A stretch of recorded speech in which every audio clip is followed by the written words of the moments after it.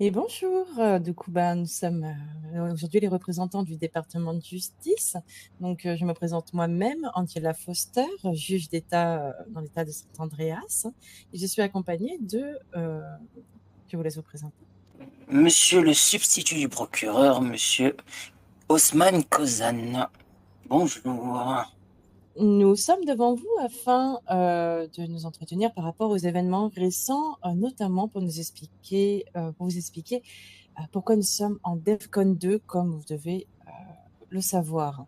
Le DEFCON 2 a été prononcé par Madame la gouverneure pour une durée de 72 heures, hein, suite à un terrible drame. On a eu 4 agents des forces de police qui ont été pris en otage et malheureusement 2 d'entre eux ont été exécutés. Comme vous devez le savoir, avec tous les conflits que nous avons face à ces terroristes, nous considérons ça comme une déclaration de guerre contre l'autorité de l'État. Et chaque attaque contre les forces de l'ordre ne restera pas impunie. D'où la légitimité de passer en DEFCON 2 afin de augmenter les amendes, interdire certains rassemblements pour la sécurité du public et de renforcer la sécurité des effectifs de police avec des gilets plus lourds et des armes dans un but de dissuasion. Je vais laisser place au bureau du procureur qui a une annonce à vous faire. Vous n'êtes pas sans savoir que le procureur général Fury, ces derniers temps, n'était pas trop disponible. Effectivement, monsieur le procureur général a quitté la ville. Pour l'instant, je reprends ses fonctions en simple procureur en attente de passage en procureur général. Malheureusement, c'est suite aux affaires qu'il y a eu dernièrement. Et je tenais à remercier monsieur le procureur Fury pour tout ce qu'il a fait pour notre ville, pour tout ce qu'il a fait pour notre État. Et nous lui serons redevables. Sachez que dans les prochains jours, plusieurs choses vont changer. Je n'en dirai pas plus pour l'instant, mais vous le verrez sur le qui-vive. Je replace la parole à madame la juge.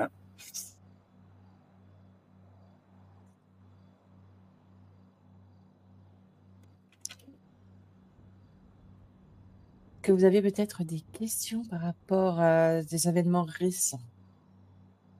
Effectivement, moi, j'aurais une question concernant le capitaine actuel, Monsieur Baboun. Oui. J'aimerais savoir ce que, ça tombe bien parce que du coup, j'ai un procureur et une juge devant moi, ce qu'en tant que juge et procureur, vous pensez de la décision. Alors, n'étant pas présente au moment des faits, j'ai dû uniquement m'appuyer sur les rapports que j'ai pu prendre connaissance. De ce que j'ai compris, le capitaine Baboun a juste mis en état d'arrestation 2 agents de police pour des faits graves, notamment l'insubordination ou haute trahison. Il était en droit, en effet, de les arrêter immédiatement et de les placer en détention provisoire, en attendant un procès. On découle que malheureusement, comme vous le savez, les agents n'ont pas eu l'occasion d'être jugés, mais nous faisons tout notre possible pour enquêter sur cette histoire. Alors, du coup, est-ce que vous sauriez me dire, peut-être avec les rapports, qu'est-ce qui a causé ces hautes trahisons? Quels sont les faits qui leur sont reprochés pour obtenir la haute trahison, sachant que certaines personnes qui actuellement se baladent en ville ont commis des faits quand même tels que des tentatives d'assassinat. Je vais y répondre. Pour l'instant, de ce que nous avons comme information, c'est le gouvernement fédéral qui s'en est chargé du cas du lieutenant, que je me trompe pas, McGarrett et de monsieur Coleman. Malheureusement, paix à leur âme, les 2 agents ont été séquestrés. Je n'en dirai pas plus, mais toute l'équipe juridique est avec la police pour enquêter sur les faits si présentés. Très bien. Alors du coup, je reviens sur le fait que ces personnes ont été juste mises en détention provisoire et arrêtées. Si du coup ces personnes ne devaient pas ne devaient pas partir en prison, elles auraient juste dû avoir un bracelet et être relâchées, on est bien d'accord. Alors, pour le bracelet, tout dépend de la gravité des faits. Vous pouvez être placé en détention provisoire suite à différentes raisons. Si vous représentez un trop grand danger, si vous risquez de ne pas vous présenter malgré le bracelet ou la caution au potentiel jugement. Et vu que ces deux individus qui étaient quand même très intelligents, de très bons agents, on n'était pas à l'abri qu'ils soient capables, voilà. Ils connaissaient le fonctionnement du service du LSPD et on ne pouvait pas non plus les laisser en liberté comme ça. Alors, dans ce cas-là, où se passe la détention? Elle se passe dans les cellules du LSPD directement, on est d'accord. Alors non, tout va dépendre. Ils peuvent être envoyés dans une prison à l'extérieur de l'État ou en effet en cellule. Tout va dépendre des faits reprochés et des effectifs de police, parce qu'évidemment, vous devez douter qu'on ne peut pas faire un convoi avec 2 agents en ville. Justement, des échos que j'ai pu avoir en tant que journaliste, c'est un petit peu ce que j'ai eu comme écho. C'est que finalement, il n'y avait pas grand monde pour le convoi. Ça a été vraiment un convoi tellement petit excusez-moi, mais on n'aurait pas dit que c'était des faits extrêmement graves. Je sais que certaines personnes ont des casiers longs comme le bras, y compris pour tentative de meurtre, recel, racket, et ces personnes ont été jugées sans même prendre 10 minutes de prison, parce que soi-disant, les prisons c'est compliqué en ville, donc je comprends pas comment est-ce que pour ces dites personnes elles sont relâchées alors qu'elles ont commis plusieurs faits graves, et pourquoi des personnes telles que d'anciens agents de police, elles, on leur trouve une place.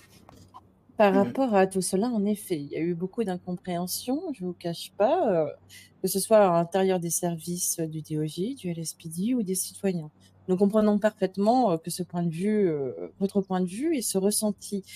C'est par ailleurs pour ça que nous sommes en train de réformer le code pénal, de réformer également toutes les procédures pour éviter ce genre d'aléas. Il n'est en effet pas normal d'avoir un ressenti de justice à 2 vitesses pour les concitoyens et nous ne décevrons plus du tout cela. Évidemment, maintenant, toutes les personnes, qui auront des faits graves seront incriminées beaucoup plus lourdement, surtout au vu des circonstances de ces derniers temps. Il y aura beaucoup, beaucoup moins de laxisme. Il y avait aussi, comme vous devez sans savoir, des petites difficultés d'entente entre différents services. Et je pense que cela a mené des petites difficultés de pratique sur le terrain. Mais comme tout le monde, nous ne sommes pas à l'abri de faire des erreurs. Nous apprenons de ces erreurs. Et demain, vous inquiétez pas, comme tout est en train de se réformer, cela ira mieux. Eh bien, j'aurais une petite question aussi d'un point de vue, on va dire, étape qui s'enchaîne vachement bien quand même pour le Mexique. Donc on met en arrêt 2 très bons agents qui ont fortement lutté contre la criminalité au sein de la ville.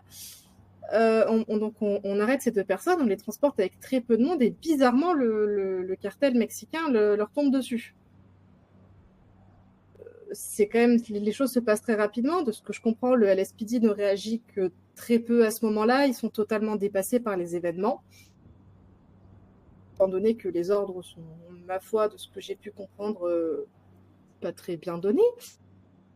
Et du coup, on perd ces 2 agents qui, étonnamment, que ces 2 agents sur les 4 qui sont condamnés. Ça fait quand même beaucoup de choses qui se suivent. Sans compter que la mise en place du DEFCON a été mise après la déclaration de décès de ces 2 agents. Ça fait quand même beaucoup de choses qui s'entremêlent et qui nous portent à croire que finalement, certaines personnes ne sont peut-être pas toutes blanches et que des informations fuitent. Je vais en revenir sur cela. Actuellement, une enquête fédérale est en cours parce qu'il y avait pas que 2 agents qui étaient présents lors de l'incarcération des 2 agents. Il y avait des agents fédéraux. Et ces agents fédéraux, actuellement, sont en interrogatoire pour savoir pourquoi cela se fait au niveau de l'escorte que les Mexicains ont été mis au courant.